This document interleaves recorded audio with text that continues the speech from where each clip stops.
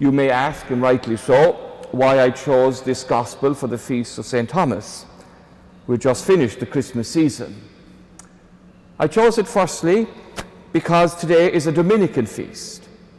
And as we were reminded a few weeks ago on Dominicans Interactive, the scene of the Magi worshipping the Christ child is at the base of the tomb of our Holy Father St. Dominic in Bologna, to remind us of the mission of the order. The order was founded to present the one who is truth to the whole world. To the seekers of truth, the order presents Christ. I love to see St. Thomas as a son of St. Dominic, remembering, my brothers and sisters, that St. Thomas was a Dominican, not a Thomist. But I'm also interested in this Gospel because of something the Pope wrote in his most recent book, and remembering for us today that we are gathering not as a group of academics on the Feast of St. Thomas, but actually on this Feast of St. Thomas Aquinas as believers who believe what Thomas believed. When reading Pope Benedict's recent book on the infancy narratives, I was struck by what he had to say about the theologians in Jerusalem when they were asked to answer the inquiries of the wise men as to where the Christ was to be born. They answered the question put to them, but the Holy Father continues, "Yet it is remarkable that Herod's scriptures experts do not feel prompted to take any special steps as a result. Does this, perhaps, furnish us with the image of a theology that exhausts itself in academic disputes?" As we celebrate today the Feast of St. Thomas Aquinas, it is important for us to remember that for St. Thomas, his theology was not of this type. Theology was not about winning battles or gaining the upper hand. For St. Thomas was concerned to show the truth, not how smart he was. Aquinas' theology is concerned with coming to know the truth. And just as did the three wise men, and their search ended for God in prokunasis, that is, before the child, they fell down and worshipped him, so it is for Thomas. Theology is of the faith, faith formed by charity, not something to be fought over, but a truly human response to what God has revealed to us. In a time of turmoil in the Church, it is always a delight to have St. Thomas to rely on. His vision and calm reflection gives us a sure source of rest and a sense of direction. It does not leave us unaffected by the goings-on around about us. But Aquinas does give us a security of knowing how to proceed and how to hold our heads in the midst of the tension of the intellectual and other debates going on round about us. But they do not mean we lose one's faith, for this indeed is a great danger. One can lose the faith in the interest of an intellectual ideal or research dependent only on our own practical or scientific knowledge. When St. Thomas considers the question of faith, and this is the year of faith, he reminds us what kind of knowledge we are dealing with. He says it is a way of knowing unlike any other, since it involves, quoting St. Augustine, come essenzione cogitare. It is a working out of things while at the same time assenting to their truth.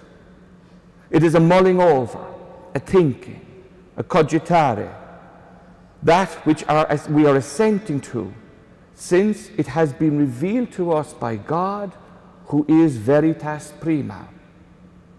Believing is an intellectual act, which is distinguished from all other intellectual acts of doubting, opinion, knowledge, indeed ordinary understanding.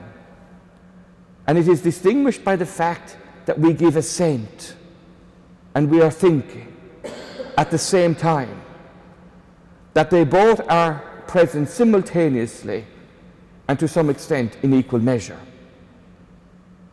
In the act of faith, the intellect cannot come to a perfect rest, since it cannot come to rest in the natural conclusions of its proper operation, which would be vision or knowledge or understanding. But this is not faith.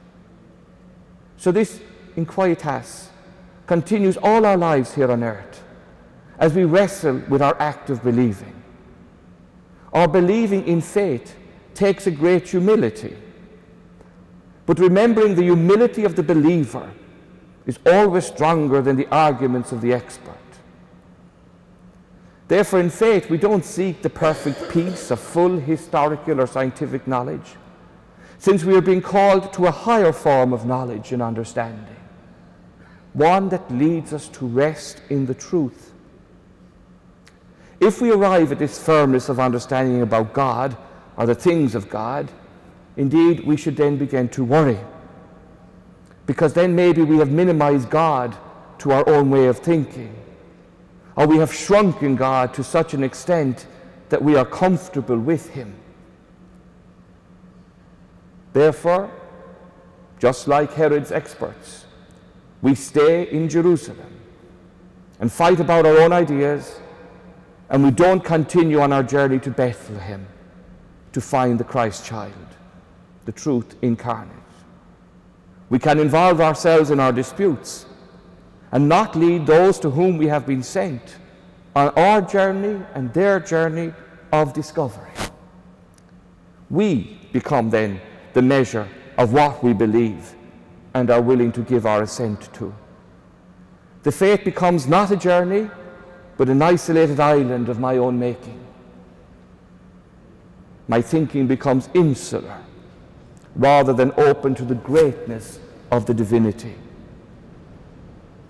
But we believe in that which has been revealed to God, by God, to us. Credere Deo, St. Thomas would say. We accept that which the faith teaches because it is God who has revealed it to us, not because we have discovered it for ourselves and by our own means. The wise men follow the star, and the star leads them to discovery. The light of faith, as it shines from above, leads us to continue our journey of knowing and yet searching, of resting in the midst of our restlessness. The mind of the person is called to believe, but not in some isolated academic understanding of the intellect. The mind of the human person, made up of intellect and will. For our wills are drawn, as it were, to continue to journey by the light of faith. The will is drawn by love of the truth, love of the good, so that we can find the one who lies beneath the star. It compels the believer to give assent to the journey's end while we are still on the journey. The will commands the intellect to come to rest for the reasons that are proper to the will, that which is good and true. Now the restless one finds rest while still thinking. The good and the true, as it were, captures the intellect and forces the intellect to accept something that it does not see compelling evidence to accept. That is why faith, to be fully understood, is not some stodgy mechanism of the intellect, adding fractions together in the vain hope of coming to an agreed demonstrable conclusion. Our faith is above all a believing person who has knowledge animated by charity. That is why we say, credere in Deum. We do not simply believe that there is a God, but we are called to live in a communion of love with him in whom we believe. We must go from Jerusalem to Bethlehem. This journey now is the journey of faith, an intelligent thinking and mulling over that to which we have received and give assent. It is the three wise men thinking as they journey in the light, wondering as to where they were going and what will they find when they get there. What did they speak about? How did they encourage each other? We do know for one thing is certain, that they were changed by this journey. And having met the child and its mother, they went back a different way because they were different people. B. Jarrett once wrote, "Our hearts go further than our minds.